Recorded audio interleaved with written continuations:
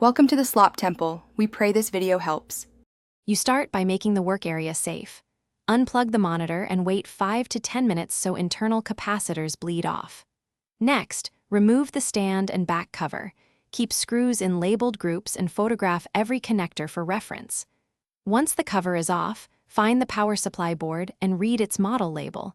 This is the part you will replace. Make sure you have the matching replacement and a basic tool set before proceeding. No delays once you begin removing components. You now take out the faulty board. First, unplug every connector, power, panel, backlight inverter by wiggling gently and avoiding force. Then remove mounting screws and lift the board, noting how wires are routed so you can reinstall them the same way. Once out, compare the old and replacement boards for identical voltages, connector types, and screw alignment. Differences mean stop and verify.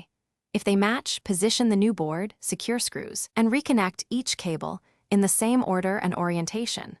Once the new board is in place, reassemble the monitor by reversing disassembly. Tuck wires, replace the back cover, and tighten screws hand-tight. Now plug in and power on while standing clear. Watch the status LED and look for screen activity. Use a multimeter to verify key rails like 12V and 5V at connectors. If the monitor still won't power, make sure the replacement is the exact model, inspect the main fuse and connector seating, and then proceed with targeted troubleshooting or return the part.